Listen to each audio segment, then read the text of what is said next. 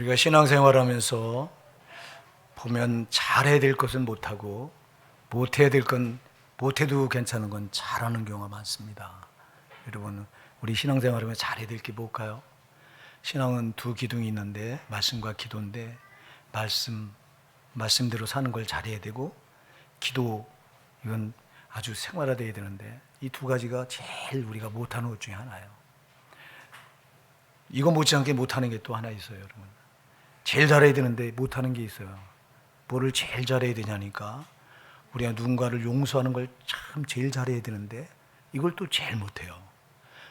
왜 그러냐니까, 우리 하나님께 받은 용서가 무한하기 때문에 용서하는 걸 잘해야 되는데 우린 남을 용서하는 걸 정말 못해요. 이게 아이러니예요. 누군가 나에게 어려움을 줬을 때, 누군가 나에게 잘못했을 때 그 잘못을 우리가 용서하는 게 정말 쉽지 않아요. 누군가 나에게 고통을 줬을 때 그 고통을 준 사람은 용서하는 게 쉽지가 않아요. 누가 나를 미워하고 나를 험담하고 이런 사람을 내가 용서하는 게 정말 어려워요, 이게요. 근데 여러분, 이걸 반드시 해야 되고 잘해야 되는 건 반드시 잘해야 돼요. 왜냐하면 잘해야 되는 걸 못하면 여러분, 지옥까지 우리가 이렇게 결박 당할 수 있기 때문에 그래요. 여러분, 많은 사람들이 예수 믿었으니까 지옥 가지 않는다. 천만의 말씀이요. 우리가 잘못하면 예수님께서 흘리신 피공로를 헛된 것으로 만들어버리기 때문에 지옥 가요. 사랑하는 여러분, 우리가 그래서 그 말씀의 주제를 용서의 축복이라고 이렇게 제가 정해봤는데요. 용서하는 건 축복인 줄 믿습니다. 축복이에요, 여러분. 왜 우리가 용서하지 않으면 안 되나? 오늘 이 부분을 좀 한번 같이 나눠보고자 합니다. 왜 우리가 용서하지 않으면 안 되느냐? 먼저는 여러분, 우리가 하나님께로부터 용서받았기 때문에 그렇습니다. 우리가 하나님께로부터 용서받은 게 얼마나 대단한 겁니까? 오늘 여기 본문에 보면 베드로가 예수님께 나와 묻습니다. 내가 형제를 몇 번이나 용서하리까? 7번까지 하오리까? 하고 7번이면 베드로 간에는 정말 대단하게 말하는 거예요. 당시 랍비들의 가르침은 3번 용서라고 해요. 3번. 율법사들은 3번 용서라고 가르쳤는데 베드로는 그들의 가르침을 뛰어넘어서 주님 7번까지 용서하오리까? 이렇게 물어요. 그랬더니 주님께서 뭐라고 대답하시냐니까 7번만 아니라 70번씩을 7번까지도 하라. 할렐루야. 무한히 하라는 거예요. 여러분, 왜 그러냐니까 하나님은 우리를 무한히 용서하셨어요. 여러분, 우리의 죄가 얼마나 태산 같은지 아세요? 여러분, 제가 거듭나기 전에 제가 먼저 다니던 그 교회 갔을 때 그 목사님이 성경 공부 시간에 금요일 성경 공부를 하는데 그 목사님이 제가 생각나는 대로 한번 이 노트에다가 적어보고 적어가지고 다음 주 금요일 날 한번 만납시다 그래요. 적다가 포기했어요. 얼마나 죄가 많은지 도무지 내가 지은 죄 어려서부터 생각나는 대로 다 생각나지 않는 죄는 생각나는 죄는 빙산의 일각이에요. 생각나는 죄는 10분의 1밖에 안 되고 나머지 10분의 9는 생각나지 않은 죄입니다. 여러분, 내가 그때 내 죄가 이렇게 태산같이 많은 거구나. 그때 내가 처음 알았어요. 제가 아마 그 죄를 회개하고 예수를 만나게 된 것도 아마 어쩌면 그 노트에 그 죄를 적다가 도무지 적을 수가 없는, 여기에 내가 내 죄가 이렇게 많구나 하는 벽에 부딪힌 게 아마 내 죄를 돌아보게 한, 그게 나를 회개하는 어떤 계기가 되지 않았나, 저는 그렇게 생각해요. 무지무지하게 많아요. 오늘 여러분, 우리가 하나님께 용서받은 죄를 1만 달란트 빚에다가 비유합니다. 지금 주님께서는 1만 달란트 빚이라고 말합니다.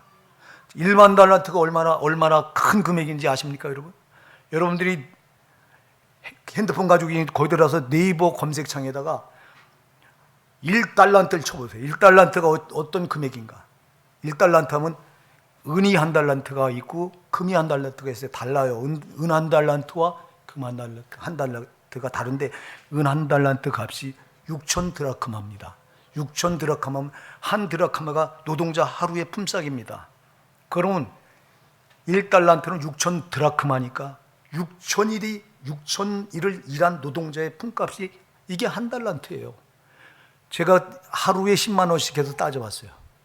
얼마나 되느냐니까 여러분 1달란트가 이게 6억 원이에요. 6억 원. 근데 이게 1만 달란트예요. 계산해보니까 6조. 야, 6조. 1만 달란트가 은으로 6조고요. 금으로 하면 이거 15배예요. 금 한 달란트는 은 15배. 그럼 이제 금 한 달란트인지 은 한 달란트인지 안 밝혀놨어요. 은으로 은 한 달란트로 해도 1만 달란트 하면 이게 몇 조라고요? 6조예요. 그러면 이거를 15배로 하면 얼마예요? 90조예요. 90조. 여러분 1조라고 하는 돈을 생각해 보세요. 1조는요 천문학적인 수예요. 이건 우리가 셀 수가 없는 돈이에요. 하물며 6조? 은으로 했을 때, 은 한 달란트가 그러면 금으로 했을 때는 90조? 이거는 측량할 수 없는 어마어마한 빚이 이게 죄예요. 이게 우리가 하나님께 지고 살아가는 거예요, 이게. 근데 우리가 이 죄의 무게를 압니까? 여러분, 신앙은 내 죄의 무게를 깨달아 아는 만큼이 신앙의 깊이에요. 내 죄의 무게를 깨닫지 못하면 신앙은 깊을 수가 없어요. 그럼 우리가 지금 하나님께 지은 빚이, 죄의 빚이 이렇게 감당할 수 없는 거예요. 이게. 여기 지금 1만 달러 빚진 자가 갚을 곳이 없다고 그랬어요. 갚을 곳이 없어. 무슨 수로 갚어 이거를. 여러분 6조를 무슨 수로 갚으실 거예요? 90조를 무슨 수로 갚으시겠냐고 이걸. 그러니까 그 살려달라고 내가 모든 소유를 다 팔아 갚을 것이 없는지라 주인이 명하여 그 몸과 초와 자식들과 모든 소유를 다 팔아 갚게 하라 한데 그 종이 엎드려 절하며 가로되 내게 참으소서 다 갚으리다거늘 그 종의 주인이 가만히 보니까 불쌍한 거예요. 갚을 것이 없는데 그래서 주인이 어떻게 했어요? 이걸 다 탕감해 줬다고 그랬어요. 할렐루야. 바로 여기 나오는 한 달란트 빚진 자가 용서받은 거 탕감받은 게 저와 여러분의 모습인 줄 믿으시기 바랍니다. 하나님께서 자기 한 번째인 아들 예수를 이 땅에 보내셔서 우리 죄가 얼마나 태산 같냐. 우리가 오늘 묵두송하면서 이사야 44장 22절 말씀을 제가 읽어드렸는데 여러분 우리의 허물이 빽빽한 구름 같다고 그랬어요. 우리의 죄가 안개와 같다고 그랬어요. 골짜기 안개 낀 거 보셨어요? 빽빽하잖아요. 우리 죄가 이렇게 빽빽하다는 거야. 구름같이 빽빽하다는 거예요. 그런데 이 죄를 용서받을 수 있는 길이 우리에게는 없어. 우리가 별 노력을 다 팔아서 갚겠다고? 우리가 열심히 노력해서 선하게 착하게 살아서 내 죄를 다 하나님 이 죄의 빚을 갚겠다고 어림도 없는 거예요. 우리는 안 돼요. 하나님만이 하셔요. 그래서 하나님이 자기 완전친 아들 예수를 이 땅에 보내셔서 그 죄값을 예수에게 다 뒤집어 씌워버렸어요. 죄값은 사망이기 때문에 예수가 우리의 모든 인간들의 죄를 다 뒤집어 쓰고 십자가에 달리는 순간 하나님 아버지는 그를 거기서 죽여버리셔. 왜 죽어? 죄값은 사망이기 때문에 죽여야 돼요. 우리가 여러분 죄로 살다가 우리가 가는 곳이 지옥이에요. 죽어야 돼. 우리는 죄값을 지옥 가서 치러야 돼요. 그런데 아들 예수가 그 빽빽한 구름 같은 죄를 십자가에 피 흘려 죽어주셔서 우리가 죽어야 될 자리에 당신이 달리셔서 그 죄값을 다 갚아주셨다 이 말입니다. 이게 1만 달란트 빚이에요. 우리는 도무지 갚을 수가 없어요. 태산 같은 죄, 우리가 태어나서 지금까지 육신을 입고 살면서 지은 죄를 아까도 제가 얘기했지만 제가 적어보니까 적다가 포기할 정도로 이거는 계산이 안 됩니다. 그럼 작은 죄 하나라도 이 죄값은 반드시 지옥인데 이렇게 어마어마한 죄를 우리가 짓고 살아가던 우리를 하나님께서 용서해 주셨어요. 여러분이 용서받은 은혜를 믿으시기 바랍니다. 이거보다 더 큰 은혜가 어디 있어요? 예? 여러분 나 같은 죄인이 죄산 받은 것보다 더 큰 은혜는 없습니다. 여러분 그냥 받은 게 아니라 하나님이 자기 한 본체니까 자기 생명이에요. 아들 예수 생명은 아버지 생명 똑같은 거예요. 하나예요. 아버지가 우리가 여러분 죄로 살 때 우리는 다 다 마귀의 종이 돼서 마귀에 끌려다니면서 비참하게 살다가 끝내는 지옥 불구덩이에 폐기 처분될 수밖에 없는 우리를 죄를 갚아주시기 위해서, 죄를 갚아야 사니까, 자, 갚아주시기 위해서 인간의 몸을 입고 친히 오셔서 생축처럼 십자가에 달려서 우리 대신 피 흘려 죽어주셨기에 우리가 그 죄사함을 다 받을 수 있었습니다.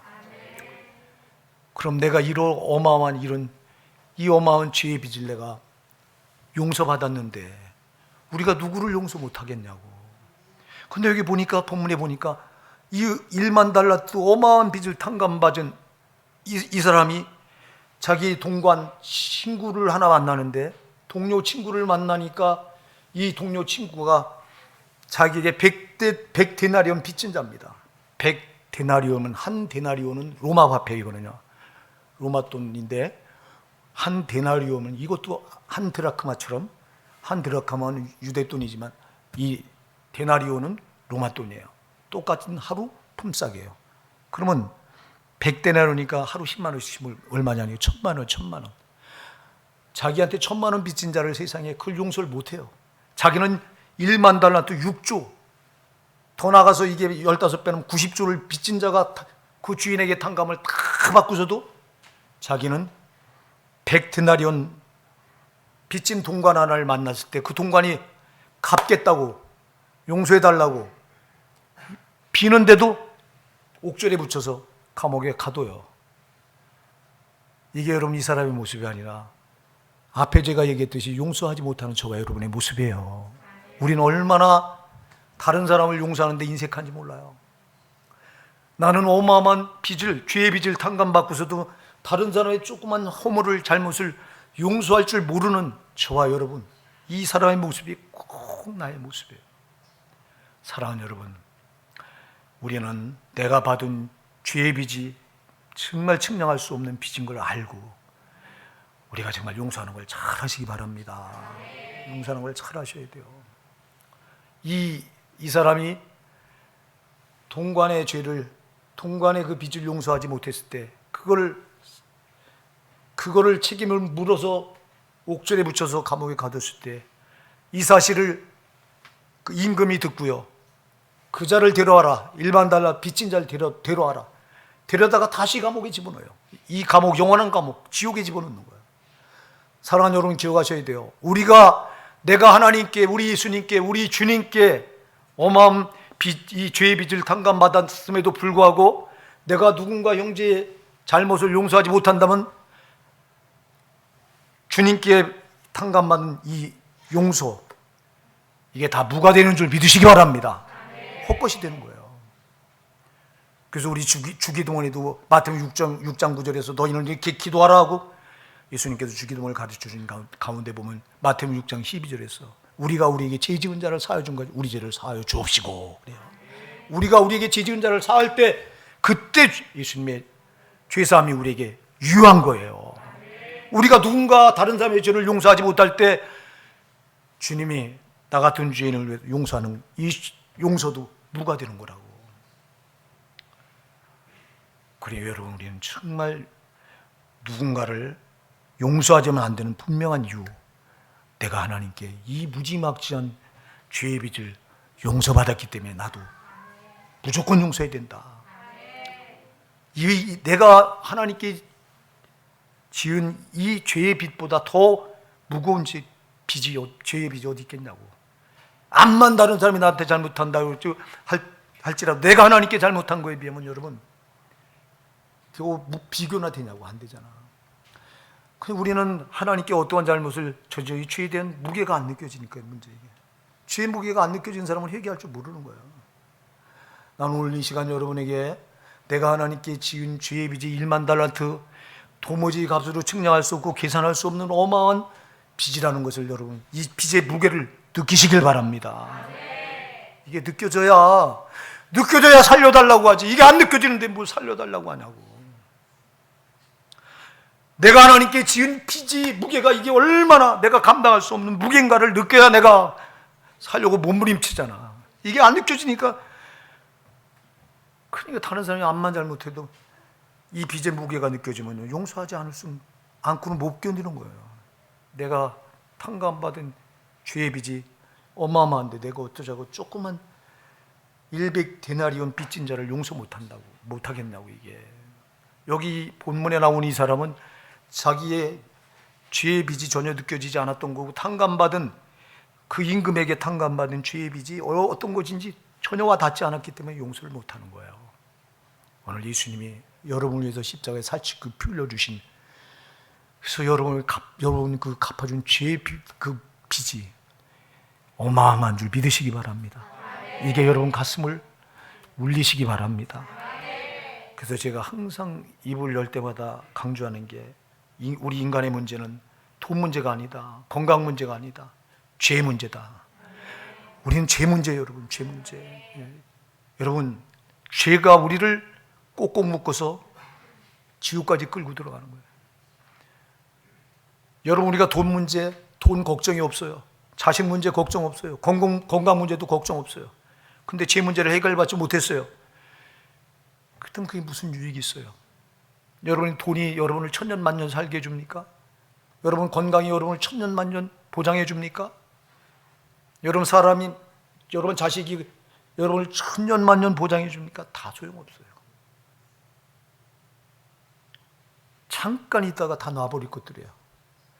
그럼 죄가 나를 올가매서 죄 문제가 해결되지 않았을 때, 한 번 죽는 건 사람에게 정하신 것이요 그 후에는 심판이 있으리니 그랬는데, 우리가 심판 앞에 죄에 묶인 채 서면 이 영혼이 가야 될 건 지옥뿐인데, 그러니 여러분, 우리가 가장 시급한 게 죄 문제입니다. 죄 문제를 해결받아야 됩니다, 여러분. 근데 우리가 지은 죄가 태생 같다고 하는 걸 여러분이 기억하셔야 돼요. 우리가 태어나서부터 지금까지 살면서 지은 죄가 헤아릴 수 없을 정도로 빽빽한 구름 같고 안개같이,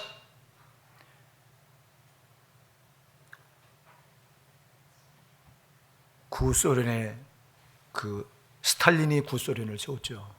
스탈린이 소련을 세워서 정권을 잡았을 때 가장 먼저 한 일이 있습니다. 자기 어렸을 때 친구들을 색출해서 다 죽여버리는 거예요. 자기 어렸을 때 친구들. 왜냐하면 자기 어렸을 때 자기 부족했던 거, 허물을 다 자기 친구들이 알고 있잖아요. 그러니까 그들을 찾아서 전부 죽여버리는 거예요. 그러면 자기의 어렸을 때 과거가 묻혀버리니까. 왜 이 말을 하냐니까, 여러분, 하나님 앞에 우리가 태어나서부터 지은 죄가, 그거를 여러분들이 다 저장이 돼 있어서 우리가 심판 때문에 그게 전부 드러날 거야. 근데 지금 살아가는 이 현실 앞에 우리가 과거에 지은 모든 죄가 필름처럼, 영화 필름처럼 다 영상에 떠서 축축축축 해서 사람들이 다 알게 된다면, 이거 견딜 수 있는 사람이 있을까요? 이거 없어버리고 싶을 거 아니야. 스탈린이 그랬던 거예요. 자기 과거에 그 추하고 더러운 거, 어렸을 때 아주 악했던 거, 악랄했던 거, 다 이거를, 그래서 어릴 적 친구를 다 죽여서 없애버리려고. 우리도 그러고, 여러분, 그게 스탈린 문제가 아니라 저와 여러분의 문제예요. 저와 여러분이 지금 영사기에 이렇게 여기에 지금 죄가 막 어려서부터 시작돼서 짝짝짝 여기 뜬다면, 이거 안 지워버리고 싶은 사람이 어디 있냐고. 근데 여러분, 이 무지막지한 죄를 지워주신 분이 있어요. 예수 그리스도예요. 예수가 피 흘려서 이 무지막지한 죄를 다 지워버렸어. 예수 피가 여러분의 죄를 도말해 주셨어. 이거보다 더 감사한 게 어디 있어. 여러분, 그런데 내가 어쩌자고 이 어마어마한 무지막지한 죄를 용서받고도 형제의 조그만 죄를 용서하지 못하냐고. 이게 우리의 모습 아니냐고. 회개하십시다, 여러분. 저도 회개해야 되고 여러분도 회개해야 되고. 참 우린 이렇게 이기적이에요. 나밖에 몰라요. 우리 하나님 입장에서 생각해 보셔야 되는데, 신앙은 내 입장에서 접근하는 게 아니다. 아멘. 신앙은 항상 하나님 입장에서 접근해야 된다. 근데 하나님 입장은 무시해버리고 내 입장에서 접근하니 답이 나오냐고. 하나님 입장에서 한번 접근해 보세요. 야, 이 무지막지한 죄를 하나님이 다 도말해 주시려고 이렇게 피 흘려서 십자가에서 자기 생명을 내주셔서 그 피로 내 죄를 다 도말해 주셨구나, 덮어 주셨구나. 감사할 수밖에 없잖아요. 근데 내가 어쩌자고 다른 사람의 조그만 잘못을 이걸 용서 못하고 이거를 이 사람처럼 백대나리온 빚진 자를 용서가 안 돼서 세상에 이 사람을 옥졸에 붙여서 감옥에 갇히는, 용서하지 못해서 꽁꽁 묶어놓는 이 모습이 오늘 저와 여러분의 모습이 아니냐 이 말이에요. 여러분 아까도 얘기했어요. 우리가 가장 잘해야 될 게 용서해요. 왜냐하니까 가장 놀랍게 받은 은혜가 용서기 때문에 그래요. 그래서 가장 잘해야 되는데 이걸 가장 못한다니까. 왜 그러냐? 저놈은 마귀가 용서하지 못하게 해요. 저놈은 용서하지 못하게 하는 놈이에요. 저놈은 미워해서 용서하지 못하게 아주 우리를 회방하는 놈이에요. 속지 마시기 바랍니다. 그 다음에 왜 우리가 용서하지 않으면 안 되느냐? 왜 우리가 용서하지 않으면 안 될까요? 여러분, 내가 누군가를 용서하지 않으면요, 내가 묶이기 때문에 그래요. 여러분, 내가 누군가를 용서하지 않으면 내가 묶여요. 마태복음 18장 18절에 보면 이렇게 말합니다. 진실로, 예수님께서요, 진실로 너희에게 이르노니 무엇이든지 너희가 땅에서 매면 하늘에서 맬 것이요 무엇이든지 땅에서 풀면 하늘에서 풀리리라 그랬어요. 자, 여러분, 여기서 우리가 땅에서 묶어놓으면 하늘에서도 묶인대요.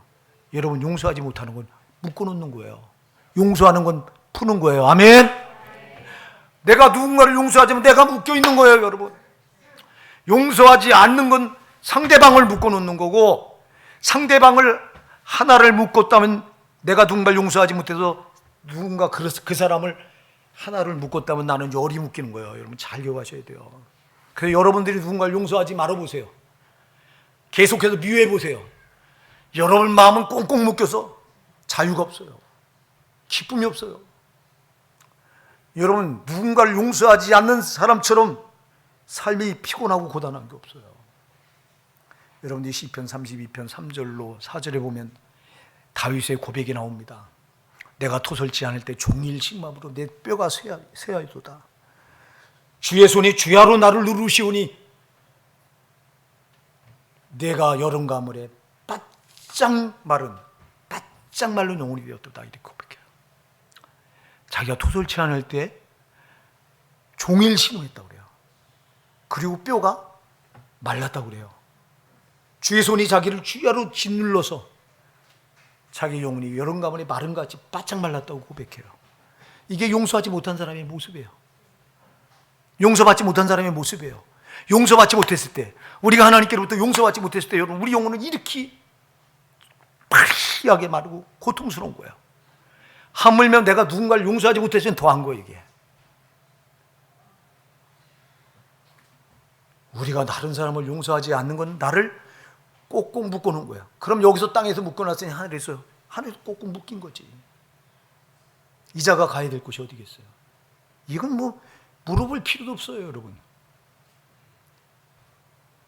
내가 누군가를 용서하지 않으면 이렇게 나를 꼭꼭 묶어놓는 게 되기 때문에 용서하셔야 되는 거예요.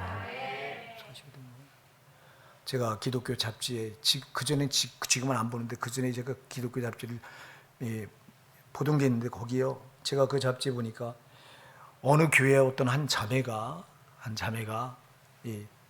이제 나이 먹은 자매죠. 나이 먹은 자매인데 결혼을 안 했어요. 이 자매가 암에 걸린 거예요. 암에. 대장암인가? 이 암에 걸렸는데 이제 죽게 생겼죠. 전이가 돼서 이제 수술도 안 돼요. 이 자매가 담임 목사를 찾아가서 이제 상담을 하는 거예요. 상담을 하는데 어떤 상담을 하냐니까, 목사님, 내가 암에 걸린 게 나를 고통스럽게 하는 게 아니라 다른 게 나를 고통스럽게 합니다. 그게 뭡니까? 자매님 물어보니까, 내 마음에 무언가 무겁게 나를 이렇게 답답하게 짓눌러 오는 게 있는데 이게 나는 더 고통스럽습니다. 암보다. 이게 난 오래전부터 내 마음을 짓눌러서 답답하게 하는 게 있습니다. 아까 제가 시편 30편 3절에서 내가 토설지 않을 때 종일씩 마음 내 뼈가 쇠하였도다. 주의 손이 나를 주야로 내가 내 진액이 화하여 여름 가물에 바짝 마른 것 같이 되었다고 고백한 것처럼, 이 자매도 뭔가가 그 마음을 짓눌러서 항상 이게 자기를 고통스럽게 하는 거예요. 그래서 더 깊이 상담을 하다 보니까 이 자매가 어려서 자기 양아버지에게 성폭행을 당한 거예요. 어려서부터 그 양아버지가 크 어린 아이를 성폭행을 해가지고 이 아이가 양부에 된 증오심으로 꽉 차 있어요. 남자 하면 아주 이를 가는, 남자 더러운 놈들 막 이래가지고 여기에 아주 그냥 증오 적개심으로 꽉 가슴이 여기 꽉 차 있었던 거예요. 그게 그 자매를 그렇게 고통스럽게 만들었던 게 그거예요. 그래서 담임 목사님이 사제의 은총을 나누는 거예요. 요한일서 1장 9절의 말씀을 가지고, 만일 우리가 우리 죄를 자백하면 저는 미쁘시고 의로우사 우리 죄를 사하시며 모든 불의에서 우리를 깨끗게 하실 것이요. 이 말씀을 가지고 자매님 용서해야 됩니다. 용서하면 문제가 해결되고, 그러니까 우리 고백합시다. 용서해 버리십시다 하고 그 양부를 용서하는 기도를 하게 했어요. 그게 억지로 안 되잖아요. 근데 듣고 보니까 우리가 누군가의 죄를 용서해 주면 내 죄도 용서받는다고 하는 그 이제 말씀 그대로 이제 기도하기 시작합니다. 하나님은 처음엔 잘 안 돼요. 막 그러니까 증오가 오랫동안 여기 뭉쳐 있었는데 되겠어요. 근데 억지로 자꾸 하다 보니까 나중에는 이제 소리를 처음에는 조그맣게 하니까 담임 목사님 옆에 있다 큰 소리로 하세요. 큰 소리로 하세요. 막 큰 소리로 하기 시작합니다. 그러다가 성령께 붙들려서 이제 막 진짜 용서하는 기도. 하나님 아버지, 저 우리 양부 불쌍한 저 몰라서 그랬으니 용서해 주세요. 그러면서 터진 게 눈물이 펑펑 터진 거예요. 20년 동안 자기가 울어본 적이 없다는 거예요. 울어본 적이 한 번도. 20년 동안. 근데 거기서 눈물을 다 쏟아낸 거야. 할렐루야! 용서해버리니까 놀라운 기적이 일어났어요. 암이 깨끗하게 퇴치된 거예요. 여러분, 암은요, 묶여있을 때, 용서하지 못할 때 마귀는 우리를 꽉 묶어서 거기서부터 병도 거기서부터 시작되는 거고요. 마음의 우울증도 거기서부터 시작되는 거예요. 여러분, 내가 누군가를 용서하지 않으면 내가 묶이는 거예요. 아멘? 여러분, 마음이 묶이면 이게 우울증이에요. 이게 정신병이 된다고. 몸이 묶이면 이게 질병이 되는 거예요. 그 자매처럼 암이 되는 거라고. 이거 풀어버려야 돼요. 누군가를 용서하는 건 푸는 거예요, 여러분. 너희가 땅에서 풀면 하늘에 풀릴 것이요. 너희가 땅에서 용서하지 않고 묶어놓으면 하늘에 묶일 것이라고 말씀하잖아. 왜 우리가 묶어놓고 사냐고. 풀어놓고 사십시다. 근데 용서하지 못해서 이렇게 묶어놓고 사는 거야. 용서가, 잠언도 말해요. 용서가 얼마나 어려운가를 말해요. 여러분이 잠언 18장 19절에 보면요, 노엽게 한 형제와 화목하기가 견고한 성을 취하기보다 어려운 줄, 이러한 다툼은 산성 문빗장 같으니라 그랬어요. 산성 문빗장이 안 열리잖아. 이게 누가 노엽게 한 그 형제 화목하기가, 그 형제를 용서하고 그 형제가 나를 용서하기가요, 견고한 성을 취하는 것보다 어렵대요. 산성 문빗장까지 꽉 닫혀서 안 열린대 이게. 그러나 이거 열어내야 돼요. 빗장을 빼내셔야 돼요. 이거요. 왜? 나를 위해서요. 내가 살기 위해서 그렇다 이 말이에요. 내가 용서하지 않으면 내가 못 살아. 용서하지 않으면 내가 용서받을 수 없어. 아버지께 내가 살아야 되잖아요. 네. 내가 여러분 용서하지 않으면 내가 묶여서, 내가 저 마귀가 내 마음을 꽁꽁 묶어서 우울증, 정신병으로 나를 괴롭게 하고, 여기다 미움증으로 심어놔서 미웃게 하고, 나 그 고통스럽게 하고, 내 몸을 또 꽁꽁 묶어서 병들게 하고, 이게 다 마귀가 용서하지 못하도록 묶어놓고 이 짓 하는 거예요. 속지 마셔야 돼요. 우리가 용서하지 못하는 것은 마귀에게 속기 때문에 용서하지 못하는 거예요, 여러분. 성령은 용서의 영이세요. 무한히 용서라고 말씀하십니다. 오늘 말씀하잖아요. 1만 달란트 빚진 자가 너 100대 내린 빚진 자를 용서 못하면 되겠느냐? 이렇게 말씀하잖아요. 이게 지금. 이만큼 여러분, 우리가 누군가를 용서하지 못하면 내가 묶이는 거다. 이거 바보잖아요. 왜 묶어놓고 살아요? 풀어놓고 살아야죠. 용서할 때 풀리는 거예요. 사랑하는 여러분, 무조건 용서하세요. 무조건 용서. 이게 답이 이제 나와. 우리 내가 안 돼요. 내가 안 돼. 그 다음에 우리가 왜 또 용서하자면 안 되느냐? 왜 용서하자면 안 될까요, 여러분? 용서하지 않으면, 내가 누군가를 용서하지 않으면요, 하나님과 교통이 차단돼요. 교통이 막혀요. 여러분, 마태복음 16장 14절 15절에 말씀합니다. 너희가 사람의 과실을 용서하면 너희 천국이 너희 과실을 용서하시려니와 너희가 사람의 과실을 용서하자면 너희 아버지께서 너희 과실을 용서하지 아니하시리라 그래요. 우리가 사람의 과실을 용서하면 하나님도 나를 어떻게 해요? 용서하지 않는데요. 그럼 하나님과 내가 누군가를 용서하지 못하면 하나님과 교제가 어떻게 되는 거야? 막혀 있는 거예요. 뚫으셔야 돼요. 여러분, 하나님과 교제가 막혀서 잘 될 사람이 누가 있어요? 하나님과 교제가 막히면 성도는 끝난 거예요. 생명이 끝난 거예요. 하나님과 교제가 원활해야 돼요. 여러분, 하늘과 교통이 원활해야 돼요. 수직적인 교통이. 근데 수평적인 교통이 이게 막히면 수직적인 교통도 막힌다는 거예요. 내가 누군가를 용서하지 않아서 수평적인 교통을 막아놓으면 하나님과 나의 이 수직적인 교통도 막힌다는 거예요. 이건 성경의 원리예요, 원리. 그러니 여러분, 우리 성도는 하나님께 나가서 하나님과 교통하며 하나님께 은혜 받고 응답받고 축복받고 이래야 되잖아. 그런데 하나님과 교통이 남을 용서하지 못해서 막혀 있으면 내 기도도 상달이 안 되고 내 기도도 막혀서 안 올라가요. 그리고 하나님께로부터 응답도 은혜도 차단돼 버리고. 사랑하는 여러분, 용서하십시다. 용서하지 않는 게 이렇게 하나님과의 교통을 차단해놔요. 막아놔. 이거 하나님과 교통을 막아놓고 암만 하나님 아버지 이름을 부르면 뭐하냐고.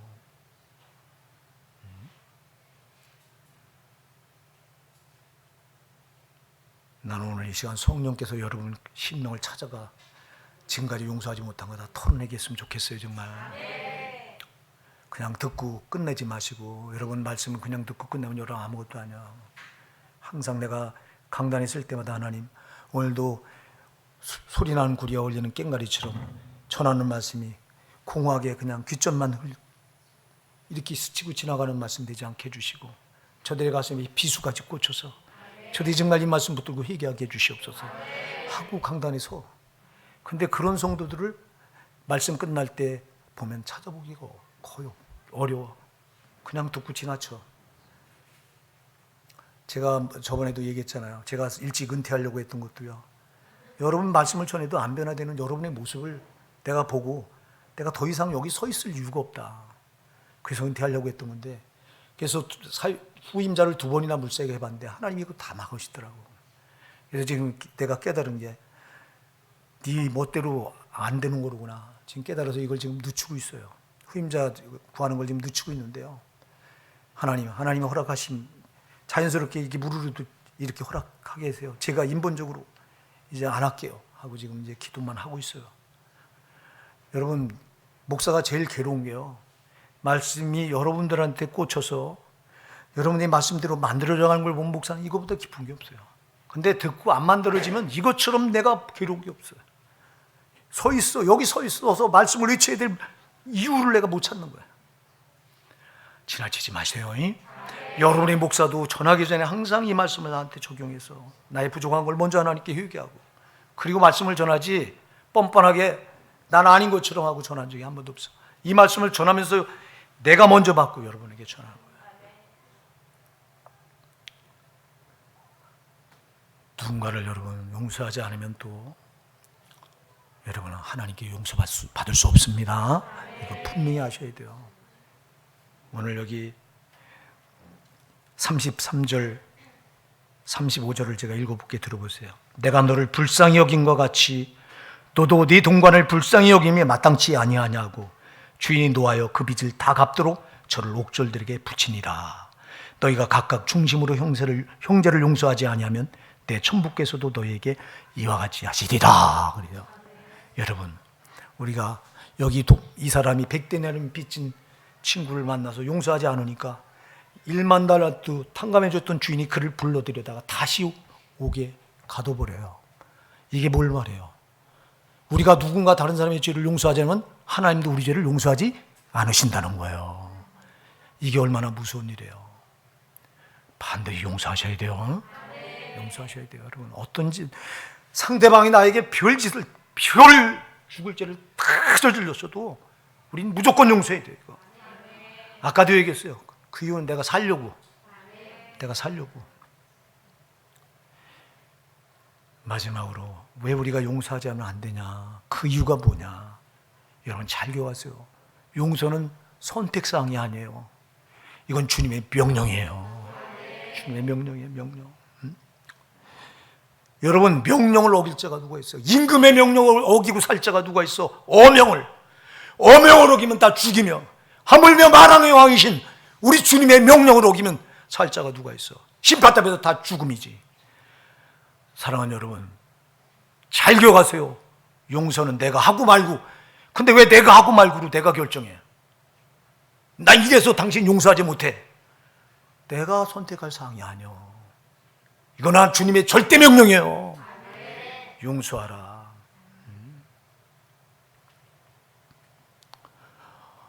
그런데 우리는 이걸 용서 못하는 거예요. 여러분들이 누가복음 17장 3절 4절에 보세요. 너희는 스스로 조심하라. 만일 내 형제가 죄를 범하거든 경계하고 회개하거든 용서하라. 만일 하루 7번이라도 내게 죄를 얻고 7번 내게 돌아서 내가 회개하노라 하거든 용서하라 그랬어요. 용서하셔야 돼요. 하루에 7번이라도 죄를 얻고 7번 내게 돌아서 내가 회개한다고 하면 용서해 주래요. 누가복음 17장 4절에서. 용서는 주님의 절대 명령이에요.